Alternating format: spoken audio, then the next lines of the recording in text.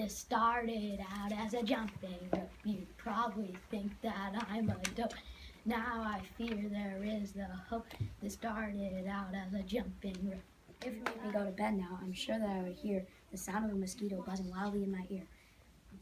So of course I would try to swat him as I saw him try to land, but I miss and break the bed lamp.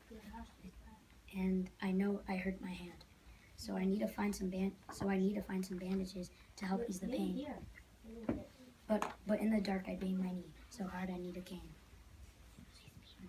And the ache would be so awful that I know I wouldn't sleep a wink. So I'd go to school the next morning and I couldn't even think. So of course I'd fail my math test and all my other subjects too. I'd be so sad and embarrassed. There'd be nothing left to do except run away from home about as far as I could go. So I'd limp off to Alaska and I'd tread through ice and snow till a bear, all fierce and mean, mad.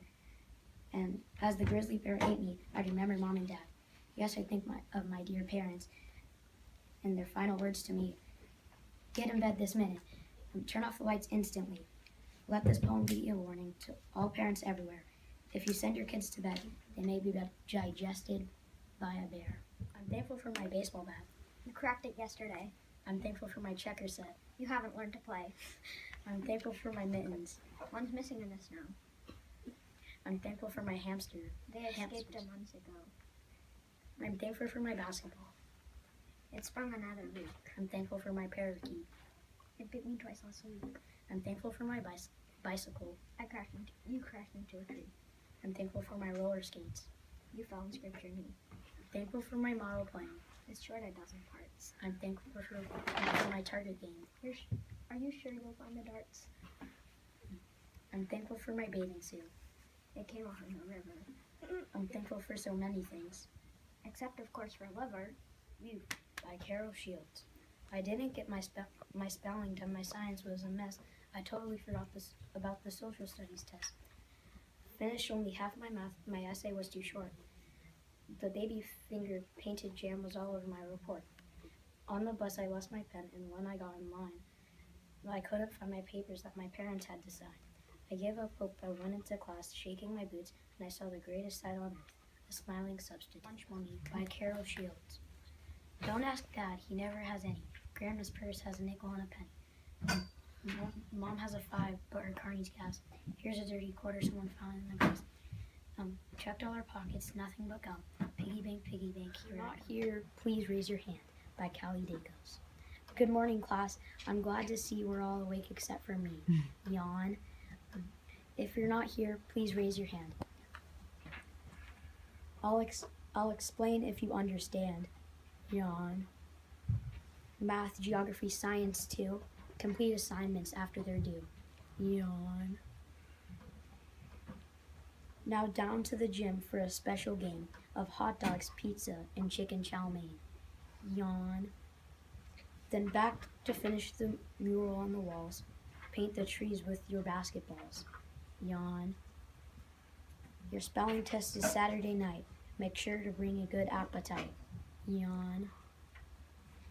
And for lunch you may eat your saxophones while I sleep in my classroom all alone. The game is figurative language Monopoly. Brennan and I made the game. How you set up is you put the Lego minifigures. We thought we would use Lego minifigures, but instead we just use marbles. So on their color, put answer key under the box. The player on the right has the answer key and sees if the person gets the answer correct. Place the answer key back on its place, and then it is the next person's turn. You play it. The youngest person goes first. You roll a die. You move forward the number of spaces shown on the die. Answer if there is a question on that space. If you answer wrong, you go back 2 spaces. If you get it right, stay there. Pass the die to the next person on your right. Take turns until someone gets the finish or end game slot. Then they win the game. we made money in our games. The pink is the 100s. The blue is the 20s. The reds are the 50s. The yellows are the 10s.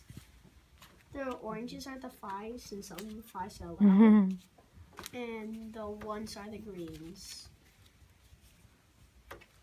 What I liked about the project is that we worked together. What I would like to change is that too many similes. And what I learned is you can use figurative language in many different ways. I liked making the game board, and I learned. That's okay. You can say We say the same thing if you want. How about, did you learn something about managing this kind of project? Something about what? You have to manage your time wisely, and I would change Look this way. coloring meter Okay. and that's All right, good. Give him a big hand. Nice job, guys. Go. I'm giving my presentation on Muhammad Ali. In his childhood, Cassius Clay was born in Louisville, Kentucky. He got a new red bike for his 10th birthday, but it got stolen from him almost as soon as he got it.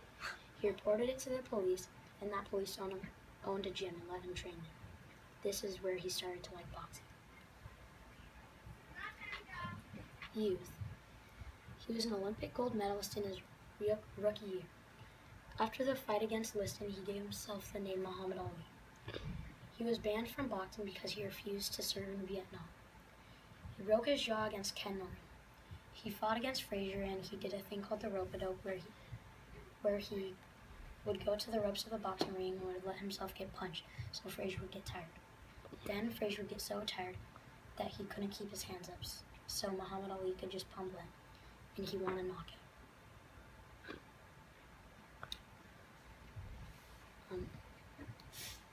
In his adulthood, he retired in 1981 with a 56-5 record.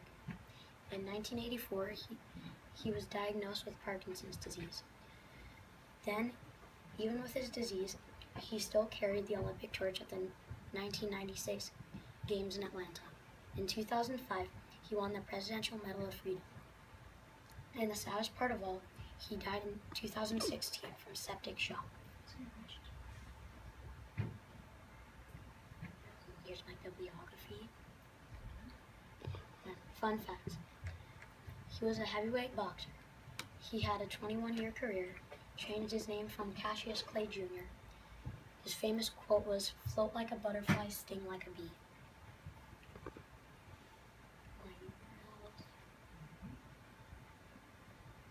About the author, likes dogs, likes football, likes neon green.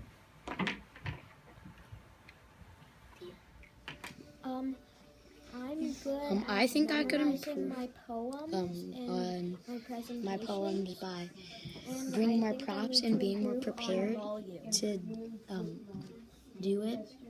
And I think I'm good at memorizing the poems and speaking clearly.